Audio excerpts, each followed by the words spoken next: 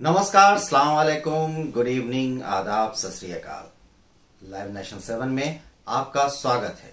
मैं शादाब मलिक। आज बात करते हैं बिहार के एक वैसे नेता की जिसने एक बार राजनीति में कदम रखा तो फिर पूरी जिंदगी कभी मुड़कर नहीं देखा। एक लड़का, जगह का नाम खगड़िया। खगड़िया का एक छोटा सा गांव शहरबन्नी।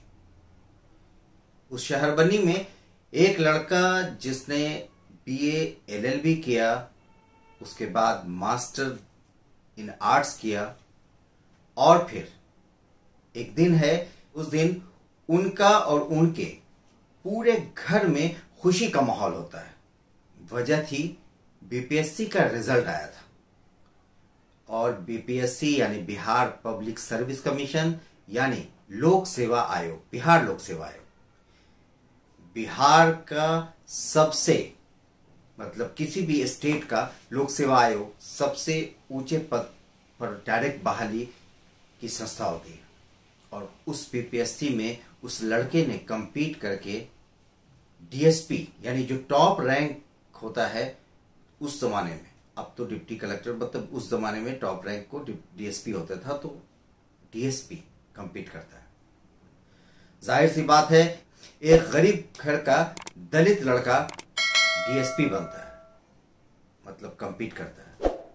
घर का माहौल तो खुशी का था ही।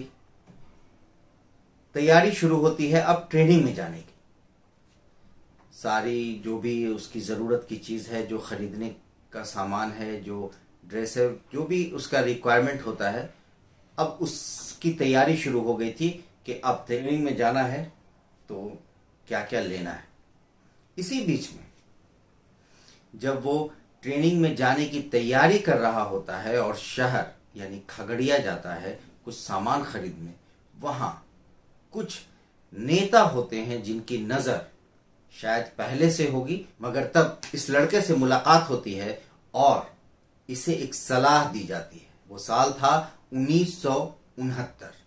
खगड़िया में, या कहें खगड़िया का एक सीट था अलौली विधानसभा क्षेत्र अभी भी है, और वहां के जो मौजूदा विधायक थे उनकी मृत्यु हो गई थी, यानी वो उनका निधन हो गया था, और उसकी वजह से वहां बाई इलेक्शन हो रहा था।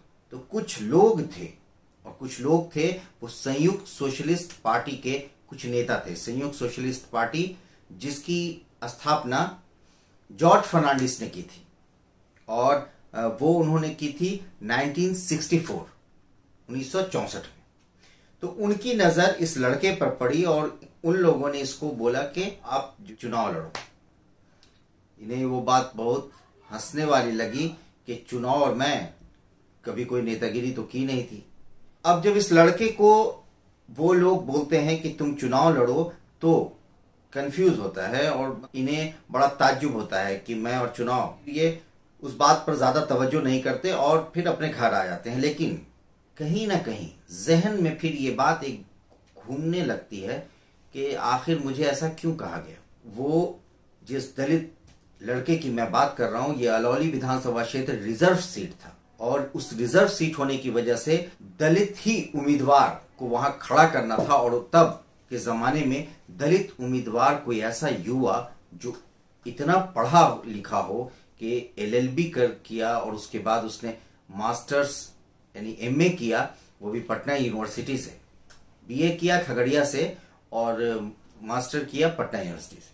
वैसे लड़के को जाहिर है दलित में बहुत कम, बल्कि नहीं के बराबर थे। तो संयुक्त सोशलिस्ट पार्टी ने अप्रोच किया, और मैं जिस इंसान की बात कर रहा हूं, ये इंसान कोई और नहीं था, ये थे रामविलास पासवान। जी हाँ, रामविलास पासवान।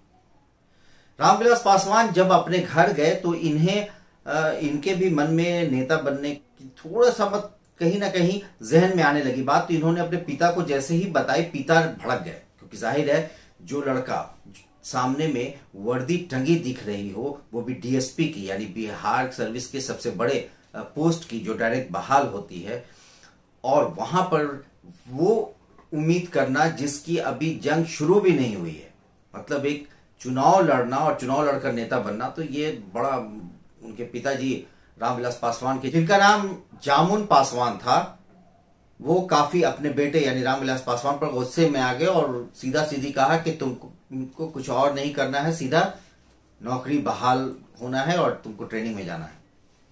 लेकिन रामविलास पासवान के दिल में उथल पुथल मच रहा था और रामविलास पासवान को समझ में नहीं आ रही थी बात कि अब क्या करें। ट्रेनिंग में जाए, उन्हें भी लग रहा था कि ट्रेनिंग जाना मतलब सीधे सीधी मुझे नौकरी नजर आ रही है, वो भी डीएसपी की वर्दी पहनने को मिलेगा, जो कि एक युवा की सोच होती है, उसका अरमान होता है। और दूसरी तरफ वो कश्मकश में थे। इसी बीच वो अपने एक दोस्त के पास गए और उससे उन्होंने अपने दिल की हालत बताई कि यार मैं बहुत परेशान हूं, मुझे समझ नहीं आ रहा है क्या करूं। एक तरफ डीएसपी की नौकरी हो गई है और दूसरी तरफ एक ऑफर मिल रहा है अलौली विधानसभा क्षेत्र से चुनाव लड़ने का संयुक्त सोशलिस्ट पार्टी के टिकट पर। ऐसे में उनके दोस्त ने एक जवाब दिया और उस जवाब ने रामविलास पासवान की जिंदगी बदल दी। वो जवाब था कि तुम नौकर बनना चाहते हो या मालिक। अगर नौकर बनना चाहते हो तो नौकरी ज्वाइन करो और अगर मालिक बनना चाहते हो तो तुम ये चुनाव लड़ो। रामविलास पासवान को उनके उन सारे उथल पुथल, उन सारी मुश्किलों, उन सारे कश्मकश का जवाब एक सेंटेंस में मिल गया कि तुम मालिक बनना चाहते हो या नौकर। और रामविलास पासवान ने फैसला किया कि उन्हें चुनाव लड़ना है और वो उन्हें संयुक्त सोशलिस्ट पार्टी ने रामविलास पासवान को टिकट दिया और रामविलास पासवान चुनाव लड़ने की तैयारी में मैदान में कूद गए। मैदान में कूद तो गए मगर न पैसा था न वैसा कोई रिसोर्स था, थी तो बस एक साइकिल। साइकिल पर लोगों के साथ प्रचार करने लगे, साइकिल पर घूम घूम कर लोगों को कहने लगे। और था जिस दौर में रामविलास को मुश्किल तो हजार दिख रहे थे, लेकिन चुनाव प्रचार करते गए और आखिरकार चुनाव लड़ा। और चुनाव लड़ने के बाद जब नतीजे आए तो रामविलास पासवान ने पहली बार बिहार विधानसभा चुनाव जीतकर विधायक बने। फिर उनके राजनीति का सफर जब शुरू हुआ तो वो फिर उस मुकाम तक गया जिस मुकाम पर पहुंचना मुश्किल और बहुत मुश्किल होता है। उन्होंने कुल 11 चुनाव लड़े जिसमें 9 जीते और 2 सिर्फ हारे। कई सारे रिकॉर्ड बनाए, कई सारे बातें उनके साथ जुड़ी हैं।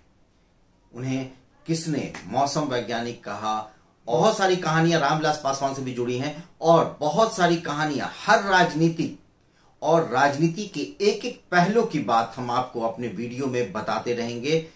आप हमारे साथ बने रहें, देखते रहें हमारा वीडियो। अगर आपको हमारा YouTube चैनल पसंद आता है तो इसे सब्सक्राइब करें, वीडियो में जाकर कमेंट करें, इसे लाइक करें, साथ ही बेल बटन दबाना ना भूलें।